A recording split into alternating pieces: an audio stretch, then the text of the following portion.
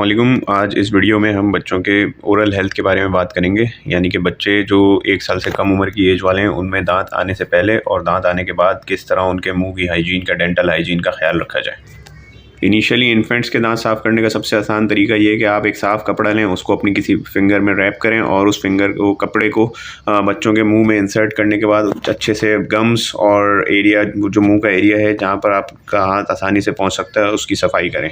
अच्छा, जिन बच्चों के दांत आ चुके हों 1 साल की उम्र से पहले या 1 साल की उम्र के बाद, उनको आप टीथ ब्रश स्टार्ट करवा सकते हैं। तो उनको ब्रश किस तरह करवाना है, आपने बच्चों का टूथपेस्ट आता है फ्लोराइड फार्मूले का, वो यूज़ करना है और जेंटली आप उनको टूथ ब्रशिंग स्टार्ट करवा सकते हैं। और फिंगर में जो कपड़ा रैप करके आप दांत और मुंह साफ़ कर रहे थे, उससे आप टूथ ब्रश की तरफ ला सकते हैं, ट्रांजिट कर सकते हैं।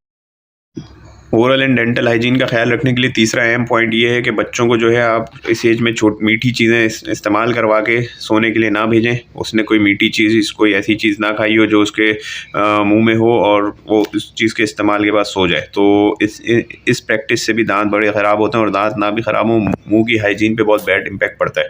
तो रात सोने से पहले आपने उनके दाँत साफ़ करने, इसी तरह रैप क्लॉथ से या फिर ब्रश करवा के, और उसके बाद मेक श्योर करना है कि उसने कोई मीठी चीज़ ना खाई हो सोने से पहले।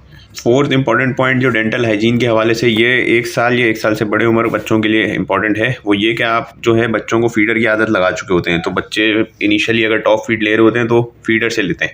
आहिस्ता आहिस्ता ये आदत आप छुड़वा के उसको बच्चे को ग्लास कप ऑफ मिल्क की तरफ लाएं। बच्चों के बहुत सारे कप्स मार्केट में मिल जाएंगे जो डिज़ाइन कार्टून शेप के होते हैं, तो बच्चे उसमें आसानी से दूध पीते हैं। तो आपने ये प्रैक्टिस डेवलप करनी है कि आपने स्पेशली पूरे दिन और स्पेशली रात में सोने से पहले उनको कप में दूध देना है और उसके बाद मुँह साफ़ करना है और फिर सुलाना है। अच्छा, डेंटल हाइजीन के हवाले से 5th पॉइंट ये है कि बच्चों को आपने रेगुलरली डेंटिस्ट से विजिट करवा के उनका डेंटल रेगुलर रूटीन चेकअप करवाना होता है। हमारे यहाँ ये प्रैक्टिस नहीं है, इवन बड़ों में भी ये आदत नहीं होती कि वो जाके रूटीन चेकअप कराएं। जब तक दांतों में कोई तकलीफ, दर्द या कोई शिकायत ना हो तब तक डेंटिस्ट के पास नहीं जाता। तो आपने बच्चों के अंदर भी ये हैबिट डेवलप करवानी है कि अपने बच्चों को आपने खुद लेकर डेंटिस्ट के पास जाना है। रूटीन 6 मंथ्स या 1 ईयर, हर 6-6 महीने के बाद या हर 1-1 साल के बाद आपने रूटीन चेकअप करवाना है डेंटल हाइजीन के हवाले से। तो डेंटिस्ट बच्चों के दांतों को इवेलुएट करेगा और आपको अच्छे से समझा देगा कि किस चीज़ की जरूरत है। डेंटल हाइजीन के हवाले से 6th इंपॉर्टेंट पॉइंट ये है कि आप लोगों ने जैसे कि पहले बताया था कि शुगर, मीठी चीज़ें, टॉफ़ी और इस तरह की चीज़ों का इस्तेमाल बच्चों में कम रखना है और ना होने के बराबर रखना है इनिशियल एज में। तो 1 साल से कम उम्र बच्चे को तो बिल्कुल भी नहीं देनी।